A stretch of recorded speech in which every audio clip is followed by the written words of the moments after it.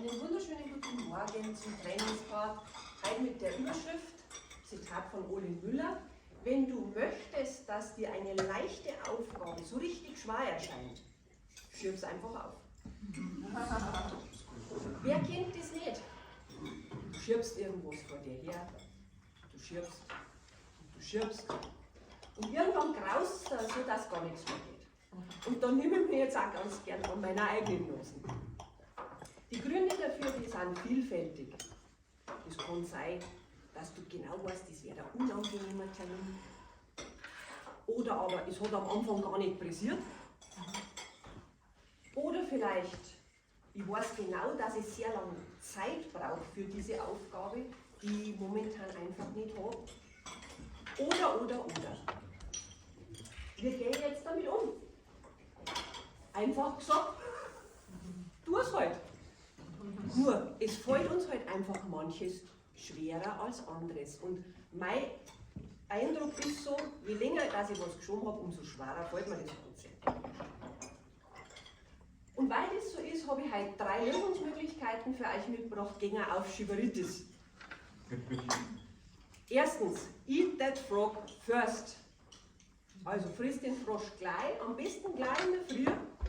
Bevor du überhaupt in dein Tagwerk startest, erledigt die Aufgabe, ziehst durch, lass dich nicht rausbringen, bis das erledigt hast. Der Vorteil ist, dann kann der Rest des Tages nur einfacher werden. Zweite Variante. Jeder von uns schiebt irgendwas. Tu die mit jemandem zusammen.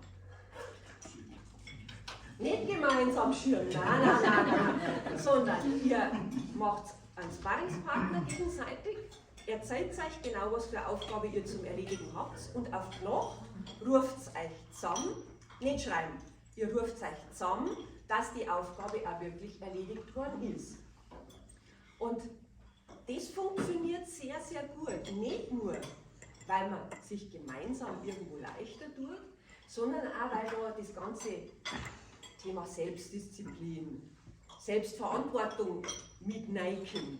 Ja? Da möchte jetzt ich nicht die Nasen sein, die dann sagen muss, nein, ich habe meine Aufgabe nicht erledigt. Oder vielleicht fällt dir die dritte Variante. Such da eine schweinsgeile Belohnung aus. Setz da allerdings eine Deadline, bis wann du diese Aufgabe erledigt haben möchtest. Und diese Belohnung, die soll schon was herhalten. Also jetzt nicht, ich kaufe mir jetzt ein Kaugummi von meiner Lieblingsmarke, sondern es soll schon was sein, was dich wirklich auch ins Handeln bringen kann. Ja, es ist auch erwiesen, belastend ist nur das, was wir nicht tun. Also egal, ob es was im Business ist, was gibt, was du vor dir herschiebst oder im Privaten, Erfolg hat immer 3 Buchstaben. Tun.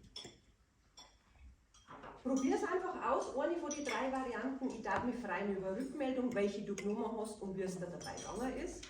Und in diesem Sinne viel Erfolg.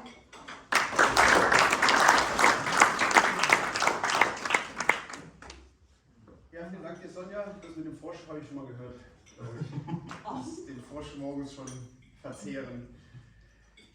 Gut, kommen wir zum nächsten Tagesordnungspunkt, Netzwerke des Monats. An der Stelle nochmal Erinnerung an den